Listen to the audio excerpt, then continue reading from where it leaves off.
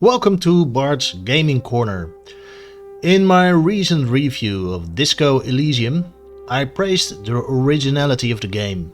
This RPG had a premise that set itself above the competition.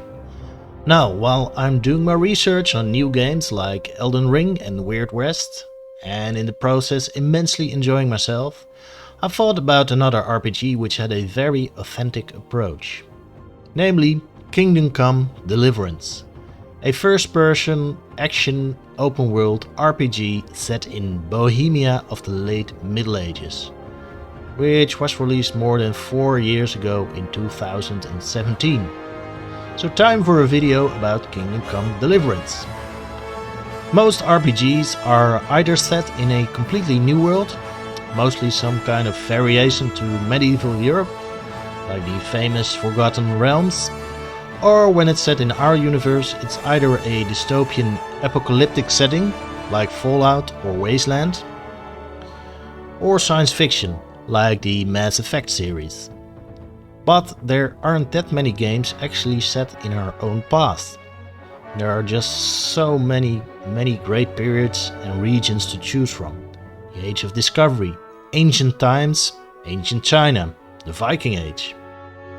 Kingdom Come: Deliverance has a very interesting choice of setting, Bohemia of the early 15th century, talking about a niche topic.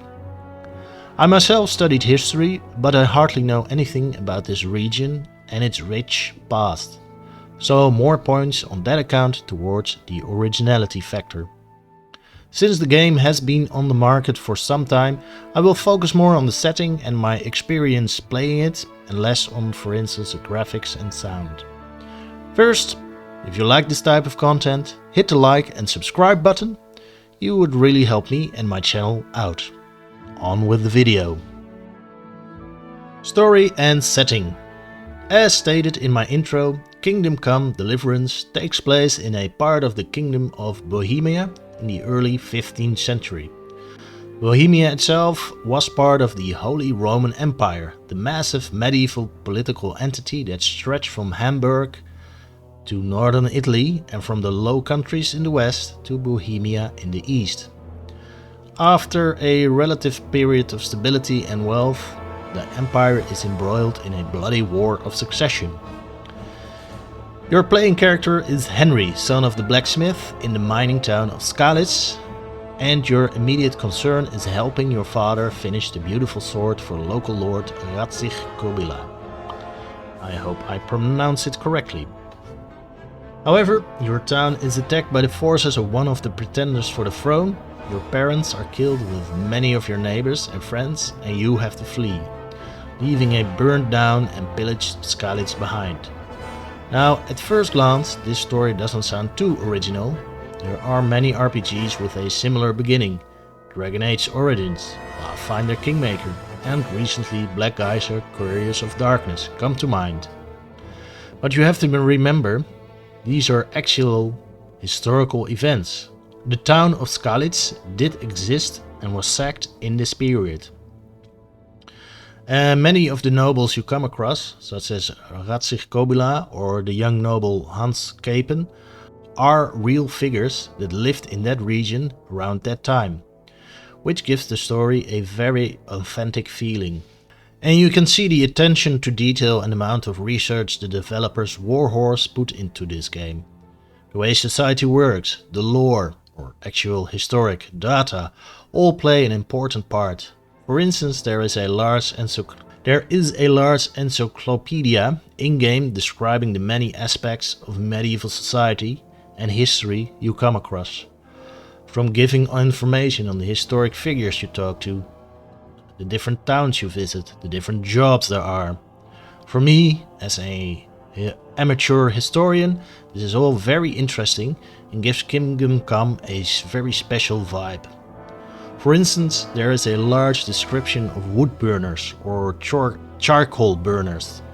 These are men living in small encampments in or near the woods, burning wood into charcoal, which in turn could be used by blacksmiths, for instance. While these men obviously didn't have a great status in medieval society, their work was quite important. The main quest focuses on Henry trying to find the killers of his parents and in turn developing into a dangerous but also well-mannered knight, which at turns is heartbreaking and funny as hell. For instance, you have to pretend to be the parish priest in a certain town while nurturing a terrible hangover. Trying to mumble and fumble your way throughout the sermon is quite funny. Next to the main quest, you will have a great number of side quests in each town. Luckily not too many fetch quests, but ranging from getting a birthday present for a local noble lady to finding and catching a certain type of bird. Gameplay. At first glance, the game plays a lot like the other well-known open world games like Skyrim or even GTA 5. You have a certain set of skills and character attributes you need to develop in order to finish the game more easier and to level up, such as weapon skills like the sword, mace or bow. You can improve these by either encountering enemies on the field of battle, training or in competitions. When you have improved a certain set of skills enough, you can level up and invest in a number of features.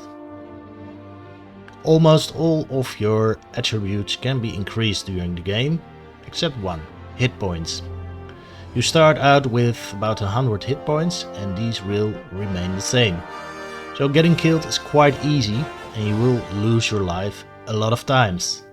Wearing better armor and becoming a better fighter will even the odds. Combat can be quite difficult at the start of the game. For instance, I was tracking two lowly bandits early on and got my butt kicked every time I encountered them. I almost rage quit. Instead, I tried to improve my character's fighting skills by visiting the practice yard for a couple of game days. When I returned, I knew how to hit, parry and dodge and easily defeated the two bandits. Yay for me! Investing time in training and getting to know the basics of combat is worth it and rewarding. If you don't, the game is difficult and frustrating at times. So Kingdom Come is not for casual gamers in that regard. The same goes for using bow and arrow. You don't get crosshairs like with other games, but have a sense where and when to shoot in order to hit your target. For that you need to invest in a lot of target practice as well. Although I've read there's a mod you can install to see crosshairs when using a bow. It all seems more realistic than you're used to in a typical RPG.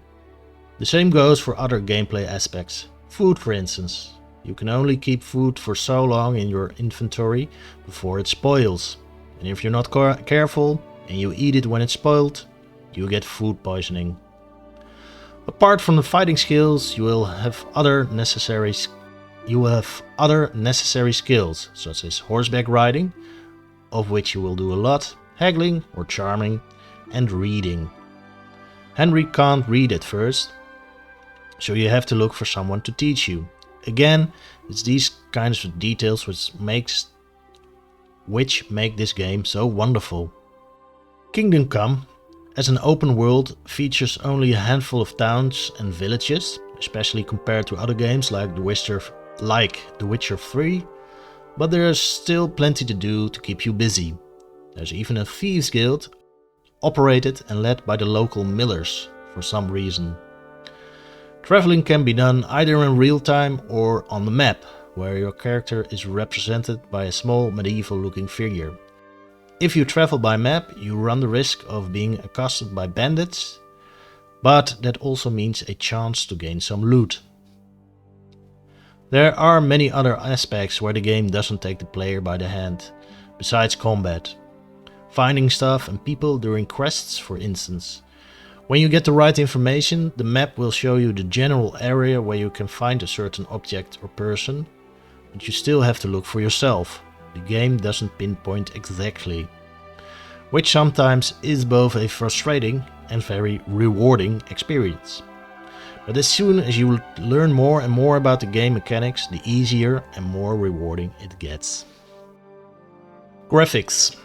At the time it was released, Kingdom Come Deliverance had great graphics. 5 years on, which in graphic terms is a long time, the game still holds up.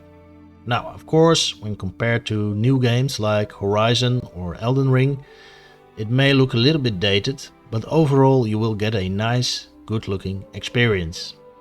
Character models, towns, houses and castles and the beautiful Bohemian countryside all look convincing. There was some criticism that there was hardly any wildlife walking around when you visit forests, but I didn't notice myself. Sound. Kingdom Come: Deliverance features a soundtrack worthy of a Hollywood blockbuster. Epic and dramatic when needed, sometimes more low-key, and of course combined with upbeat medieval music. Nothing to complain here. Almost every important character is fully voice acted and the level of voice acting is perfectly done. It all sounds quite convincing. Conclusion. Kingdom Come: Deliverance, in my humble opinion, is one of the most original, fun and entertaining RPGs to come out in the last couple of years. The game offers depth and a rich history. You can truly see that the developers have a love of the genre and done their best in doing the research and offering you a great and realistic, where possible, experience. Like I said, the game doesn't take you by the hand. Now, it's not overly difficult for most of the time, compared for instance to the Dark Souls series, but you have to invest in learning the ropes of certain aspects. It really pays off. Now, since Kingdom Come has been on the market for a couple of years, I won't be giving a score like I would with a normal review. Instead, if you're a fan of RPGs and or open world games, I can highly recommend giving it a try.